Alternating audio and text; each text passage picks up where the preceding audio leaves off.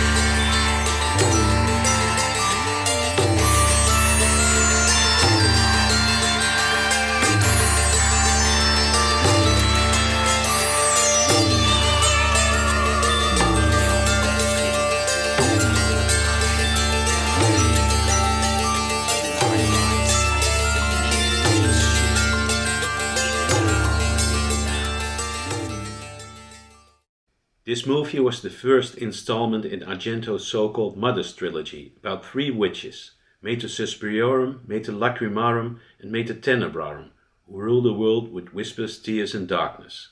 With Suspiria, Argento delivered a psychedelic and extremely stylized horror extravaganza, shot in 3-strip Technicolor and scored to a pounding soundtrack by Italian prog rock masters Goblin. In the movie we see how hapless ballerina Jessica Harper finds out that the German dance academy is actually led by a witch. The best way to describe the movie is that it's a fairy tale from hell, and we mean this as a compliment. The screenplay of Suspiria was based on a story by Argento's muse at the time, actress Daria Argento. She had heard a chilling tale told by her grandmother, who had been studying at a dance academy in Germany and was convinced there had been teachings of the occult in the building. Argento also contributed to the script of Inferno, although she agreed to receive no screen credit. Utterly confident after the success and glowing reviews of Suspiria, Argento set out to make Inferno a sequel that would blow people's minds again, but in a different way. This movie would be more subtle, esoteric and enigmatic, and would tell the story of the second witch, who lives in New York. But the production would be a difficult one from the very start. After the success of Suspiria in the United States, American production company 20th Century Fox was very interested in Argento's next movie. Fox had distributed Suspiria under a different company name, International Classics, had made a lot of money and now offered him a $3 million budget. This seemed alluring, but proved to be a real problem because the bureaucracy and slow working process at Fox drove Argento mad. Casting in Los Angeles took ages because Fox wanted American actors in the lead roles and the director was supplied with an endless list of pretty faces. Eventually he chose 2 American actors, Lee McCloskey, a soap star who was about to land his biggest role yet in the famous TV series Dallas, and Irene Miracle, who had impressed Argento with her work in Alan Parker's grim prison drama Midnight Express, which won 2 Academy Awards. Once the casting was done, which also included Nickelodeon in an important part, shooting started in April 1979 on location in New York and continued in 2 Roman film studios. Another problem surfaced. Argento had gotten hepatitis and was very ill during the whole shoot, which lasted for about 3 months. The production was a complicated and extremely tiring process because Argento had practically every shot lit like a painting in itself, in a color palette of muted yellows, blues and reds, while the gel lighting was sometimes reflected by mirrors to make the effects even more refined. For some of the most technically demanding shots, veteran Italian maestro Mario Bava provided his expertise, like the matte paintings used in the scenes of Central Park at night and in the climatic scenes in which the figure of death breaks through a giant mirror. Let's get to what we would call the plot. McCluskey and Miracle play Mark and his sister Rose. Rose lives in an old mysterious hotel in New York. After she buys an antique book called The Three Mothers, creepy things start to happen, and she calls her brother Mark in Rome for help. Mark comes over straight away, but before long, both brother and sister and others in the hotel become victims of a sinister figure in a black cloak who stalks the corridors and secret passageways of the enormous building. If there's a theme that binds all these weird situations together, then it's that not one of the protagonists is able to truly connect to another one. They're all isolated and on their own path to face a terrible truth.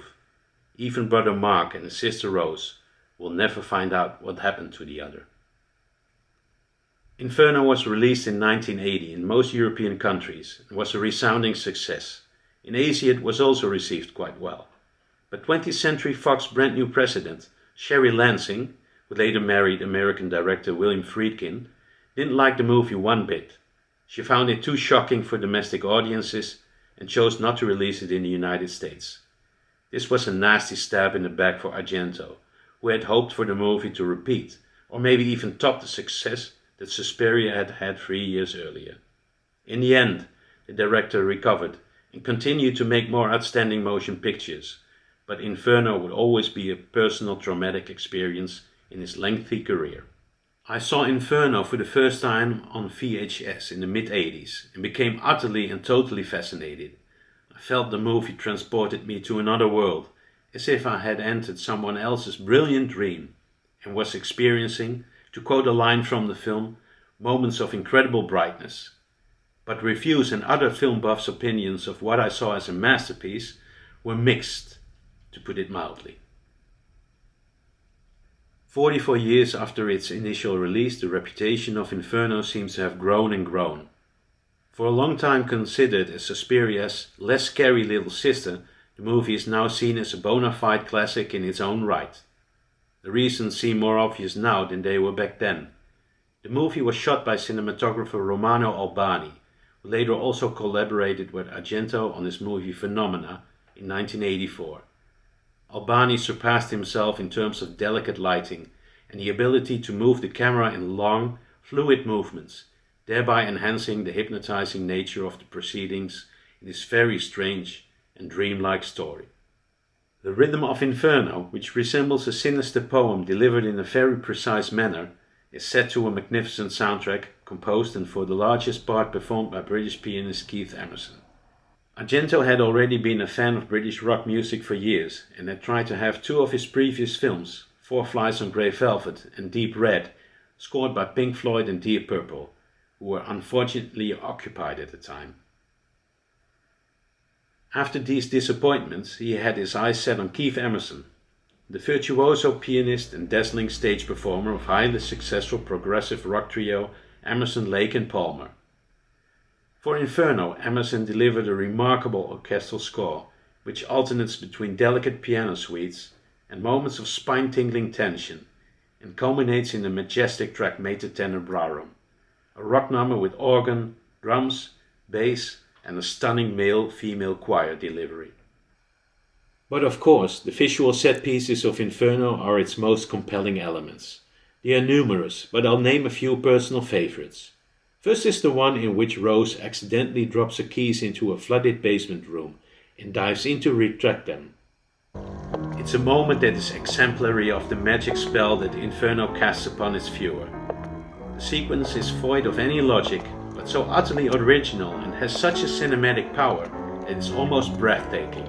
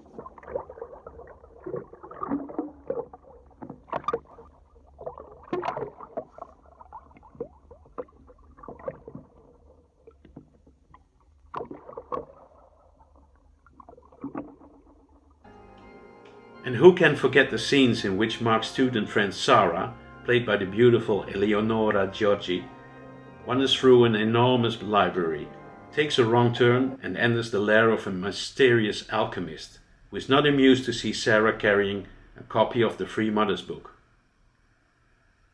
By the way, the alchemist is played by director Argento himself, who also had a blink and you'll miss it cameo in Suspiria.